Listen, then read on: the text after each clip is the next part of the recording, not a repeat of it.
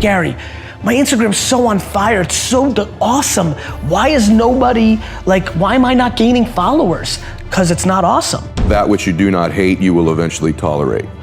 And I think that identifies most people's lives. Do you ever let yourself have a day where you just watch Netflix? Never, because guess Shit what? on Netflix. I'm haunted. No, I can't do it. Want to be happy? Build a life, not just a business. Living that believing life. Out here living that believing life. Every day we living that believing life. Hustle like we living that believing life. Living life, yeah, so we grinding it out. Every single day we be grinding it out.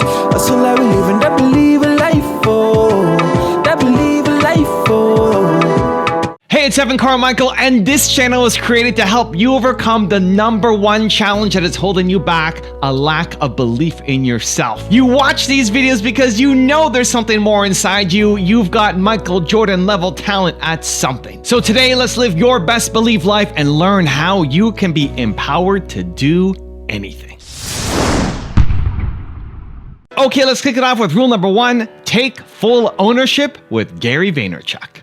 So one of my favorite Gary Vee answers was when asked what you would do if your daughter, when she turns 14, goes into her room and is filming all her videos and nobody likes it, and she comes out and says, "Nobody in this world loves me," and your answer was, "Step your game up," I believe is the answer. Tell us about that. The market is the market, man. Like, you know, if nobody's watching your stuff, like, it's not good enough. Like, everybody thinks their stuff is so good. Like, every day, Gary, my Instagram's so on fire, it's so awesome. Why is nobody, like, why am I not gaining followers? Because it's not awesome. Like, of course, like, it's just back to the same, like, you've seen it. You all have friends who be like, look how cute my kid is, and you're like, ugh. You know, like, it's what we think. We all think our stuff is the best, and like, I get that. But yeah, that would be my advice, only because that also is liberating. Like, to me, everything's about breathing, right? Like, to me, everything is about, like, take full ownership for everything, and then everything gets easy, because then you're in control. And then learn how to love to lose. Like, for me, my game's simple, right? It's all my fault. So now, I'm not mad at Lindsay or D-Rock, or that's it, my fault. I'm empowering them. So it's actually true. My fault. Now, oh, we lost this, or this didn't deliver, or we f***ed up. All right, it's an L. Like, everybody's got losses. You know, it's funny, when UFC started getting popular, I started using it to paint a picture. I'm like, look, business and entrepreneurship is much more UFC than it is boxing. In boxing, a loss is devastating. Like, you know, if you ever, you know, I'm a big boxing fan, like most big fights, like the big fights through the year, almost, it's just unbelievable amounts of 33-0 versus 35-0, right? Just like, that's like what you do. You don't fight anybody, and you get to that level. Everybody's got losses in the UFC. And so I think that's how entrepreneurship, that's how life is. We all have losses. And so I like losses. I love adversity. I like the climb. I like the chip on my shoulder. I like when people are like, oh, I knew it, he's not that good. That is like I'm even weirdly scared as I continue to ascend and I'm getting popular, and what did you say, the marketing leading, like, as people start putting these words in front of my name, I'm like, am I gonna sabotage myself to like recorrect this? Like, I like adversity. So yeah, all on me. You know, I enjoy losses. Now all of a sudden, like, what? You become completely invincible. I feel invincible. I really genuinely, outside of the health of myself and 20 people, feel 100% invincible as a person. Rule number 2, be fueled by pain with Ed Mylett. There's a Malcolm X quote that you really like. Yeah. Tell me what it is and why it's so powerful. That which you do not hate, you will eventually tolerate. And I think that identifies most people's lives. In other words, average becomes sort of like this slow asphyxiation. It's almost like an anesthetic. And that over time we become kind of immune and dulled to the average that we're becoming. I know this is true, at least for me. You probably experienced it yourself too. And so over time we sort of minimize where we're at. In other words, I'm a little pudgy instead of being, no, you're a fat ass, right? You don't magnify the degree to which the pain ought to be affecting you.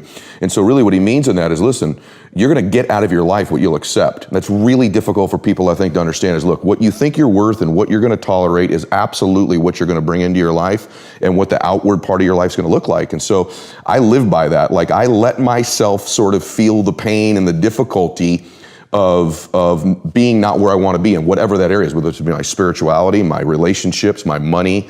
I let myself feel that pain because, as you know, there's two motivators, right? There's the gaining of pleasure, right? Wanting to go get something, chasing the dream. But then there's the avoidance of pain. And for a lot of champions, that's a pretty big driving force for them. And so at least for me, I leverage both of those things on me to get myself to take action. I love the book by my brother, Evan Carmichael, Built to Serve, you guys. This is the kind of thing you get in this book. Most people wake up and drive to a job they hate. Think about your 5 closest friends. Are they happy? Do they live their lives with purpose? Do you? We put on a fake front for what we want people to see and think about us, but the reality is most people aren't happy. We're lost. We settle. You can't be happy if you don't know your purpose. And then he goes on to explain how to do that. You guys should get this book, Built to Serve, by my dear friend Evan Carmichael. Rule number 3, don't be mediocre with David Goggins. Do you ever have a day where you just think, "F it, I can't be asked to do anything. I'm not going for a run, I'm not stretching, I'm doing nothing." Every day. Yeah. So you have the thought, but you don't have the day. Every Do day. you ever let yourself have a day where you just Never. watch Netflix? Never, because Some guess good shit what? on Netflix. I'm haunted. No, I can't do it.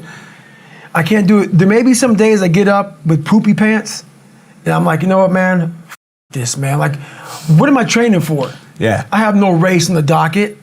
Why am I having such a structured life? Why? And I'm like, you know what? I'm good. I'm done. I retire every day. Yeah. I'm done with this shit. And I sit around and I say, okay. And then this is my thought process. So you want to be normal. So you just want to be like everybody else that roams the world, not knowing the power that's in them. Being fine with being mediocre. You want to go back to who you were, huh, David? And I'm like, F that, man. And you have that conversation with yourself every day. Not every day, it's those bad days. Yeah. It's those bad days. I see a whole bunch of people walking around out here who have no idea how talented they truly are. Now I'm talking about talent, like some God-given ability. Talent that sometimes you have to hone, and you have to work on, and you have to harness yourself. And they just walk around just on their phones, just clueless to how powerful they are. Rule number 4, break the pattern with Jay Shetty. We've all heard the story, and I'm just sharing it again to give context. We've all heard the story of the 2 wolves or the 2 dogs, however you want to phrase it. And if you haven't, I'll tell it now. It's the story of how inside of us there are 2 dogs, 2 wolves, and they're fighting for supremacy. So inside you, one is the initiator and one is the responding. Your whole life, you've been feeding and listening to the initiator.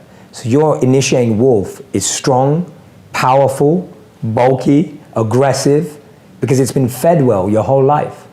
And your responsive dog, your responsive wolf, has not been fed, has not been listened to. And so it's weak and feeble and meek and humble and doesn't even stand to fight. So when they two come to fight inside of you, this wolf's just gonna eat that wolf right up. And that's what's happening right now. So for all of us, whatever 2 wolves you're seeing, whether it's your mind and your intelligence, whether it's your intuition versus what your parents say, whether it's expectations of society versus your expectations of yourself, like whatever 2 wolves you have inside of you, the one that wins is the one you feed and the ones you have been feeding.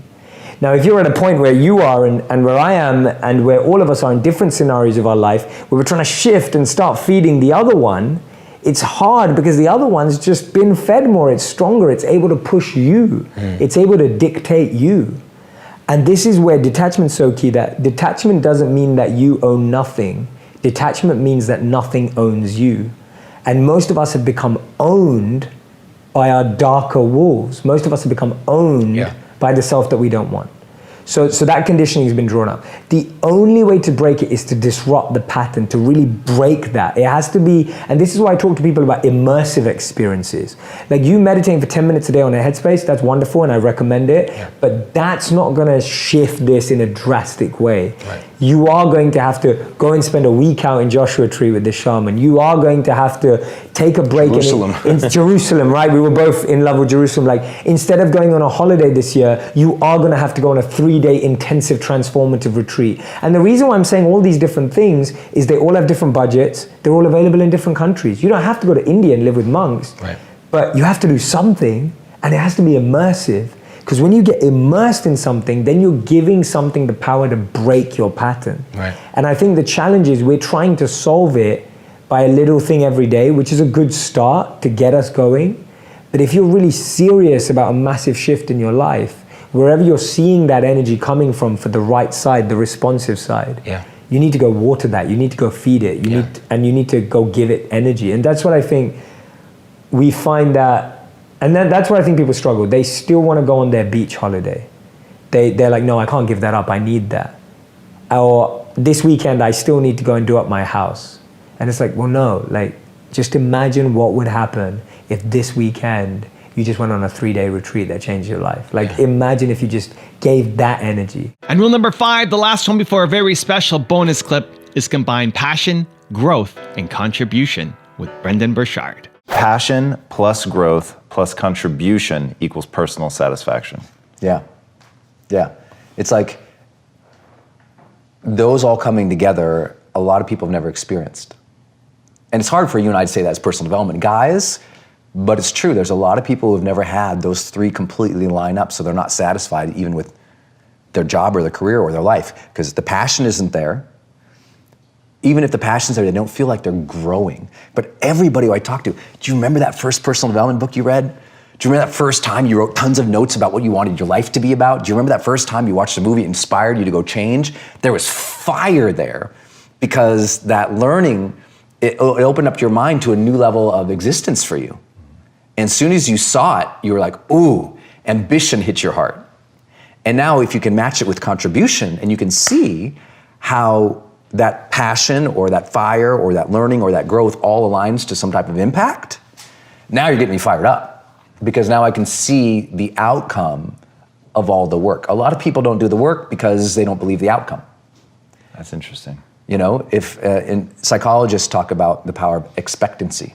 When we talk about motivation, there's only two things that spark motivation. One is ambition, and that is I want more of, or I want a greater depth of, right? I want a greater depth of connection with my lady, that's ambition. Or I want a better meditative practice, that's ambition, right? I want to be better at my job, that's ambition.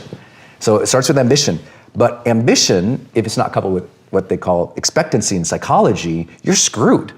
Expectancy says, I believe that I can figure that out. I believe that I can achieve that. I believe that that is possible for me.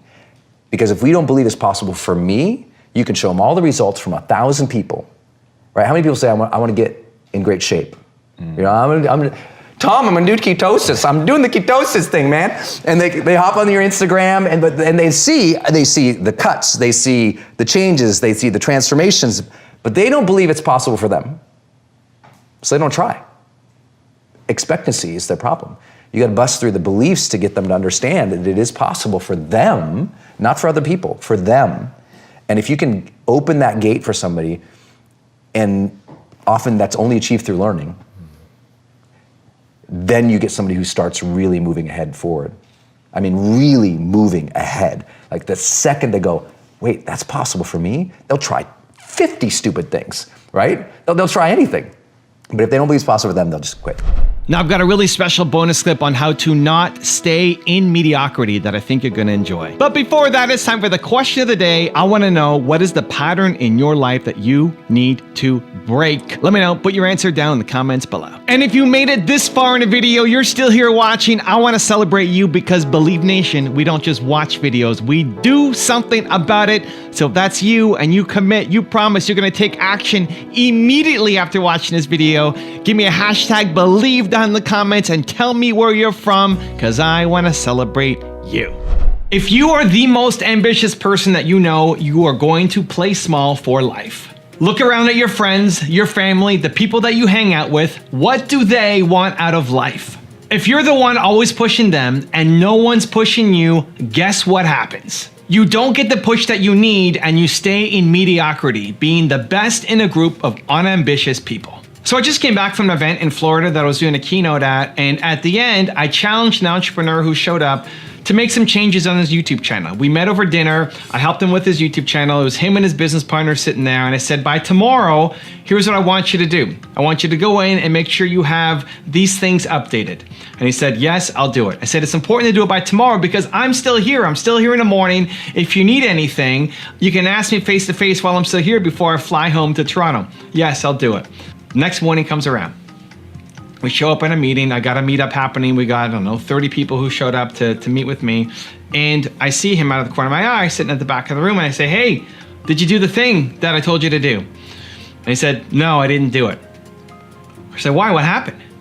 He said, well, we were doing lots of other stuff. It's been a full day. You know, we had this entire day of speaking and meeting people, and then so much information. We went home. We were doing all this kind of work.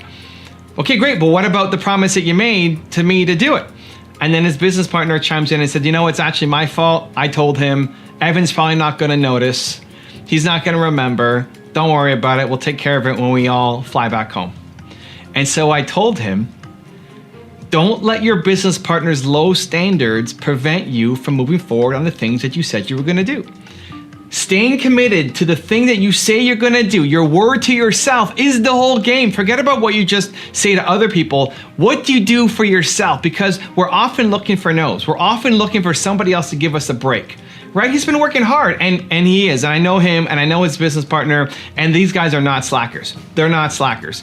And I was poking a little bit at his business partner, saying his low expectations, his low standards. But in this situation, it was true.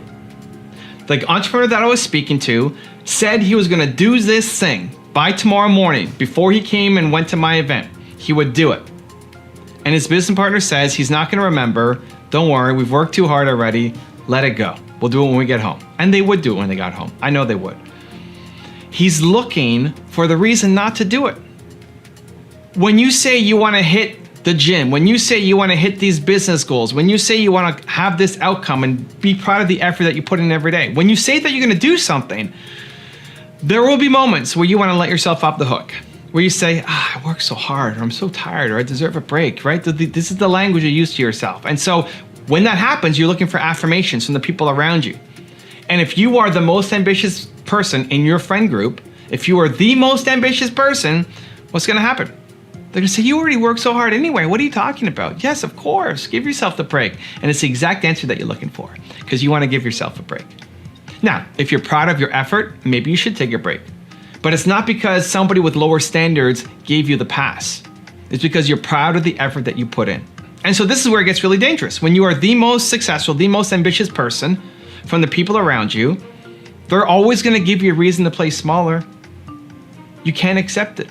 You have to push through. You need to change your environment.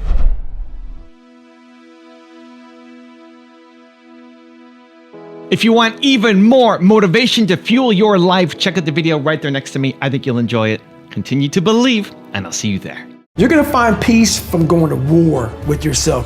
Whenever life would start getting good for me, God would throw a nice anchor and stop me right there.